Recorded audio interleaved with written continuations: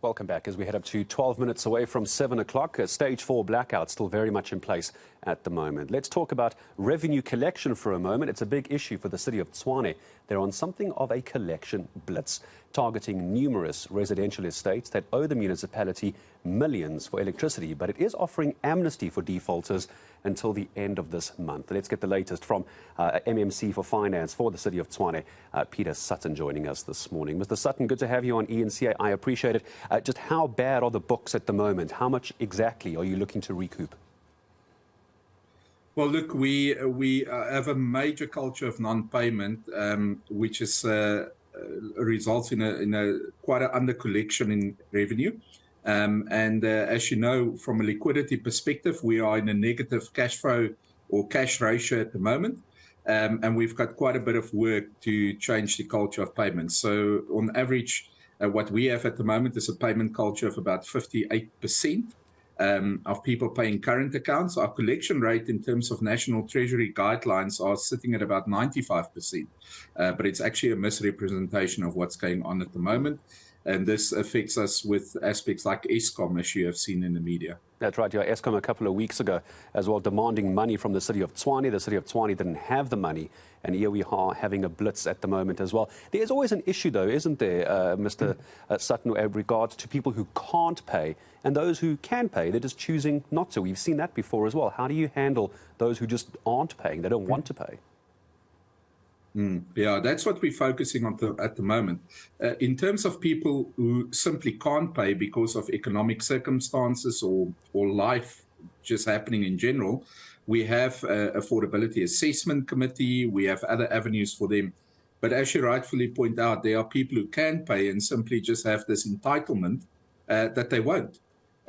And this is what we're clamping on now. So our focus at the moment are with the states. We've been to 3 of them. In those 3, we have found 96 illegal connections so far. And I think the most shocking one for me was an entire complex with 36 units. We found that the entire complex, all 36 units, were illegally connected to the grid. And we can trace it back to March of 2020. So nearly 30 months that they've been illegally connected. Who's responsible in a situation like that? Because it's one of the big ones you're looking out for at the moment is residential estates. But that's very tricky because you have governing bodies, you have housing committees, but then you also have individual owners within those estates. Who do you actually go after? Because that's a very messy financial situation. Yeah. So we go, obviously the owner of the account is the one that will be levied the fines and action will be taken against. So whether that will be a body corporate, like in the case of the complex of all the units, that will be the body corporate. But in other cases, it's the individual owners. But I think your point you're raising is an important one because it always remains the responsibility of the City of Tshwane to detect this and to deal with this because we're responsible for metering. But I think from a law-abiding perspective, everybody has a responsibility to to play their part in being a good, honest citizen and paying for what you use. So we do need the help of the public as well. And I can say that a number of public have come forward to us reporting instances of where they know there are illegal connections and tampering, which we are very grateful for. So we're not trying to shift the blame to the public, but we simply say we all have a responsibility because the City of Tshwane provides services to people. Yeah. I want to talk about this amnesty in just a moment, but before I get there as well, I've seen a couple of tweets coming through. Mr. Sutton also asking about what's the city going to do about those who are paying their electricity, but due to a misunderstanding of their billing or they're being overcharged, they believe, for the electricity that they're using. They're saying they're not using that much power and there is a dispute, yet their power is still being turned off, they claim, illegally. What's the situation there when it comes to billing issues? Yeah, look, the billing issues will always be with us. We have an automated system. What's very important is people must just follow the correct process because it's an automated system. Simply sending an email does not necessarily result in a dispute being registered on the system.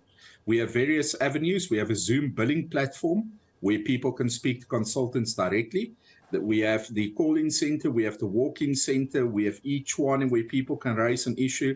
And unless they get a reference number and they declare a dispute, it won't be registered. But we are dealing with the accuracy of meter readings. We're monitoring our meter reading, actual meter readings every month, not to estimate accounts.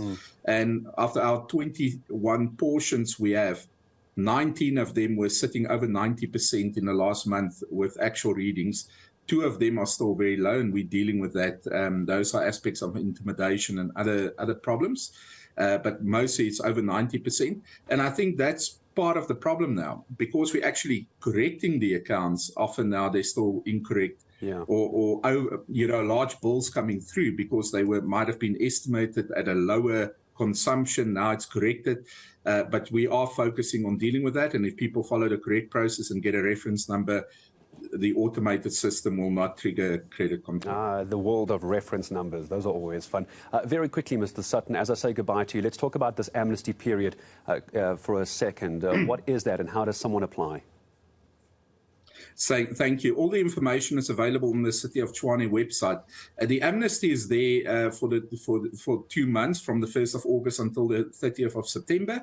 And that is to give people an opportunity who have tampered or illegally connected or cheated on any other way to come clean, to not be prosecuted, to not receive a fine, and in some cases with investment property and businesses, not to be reported to the receiver of revenue.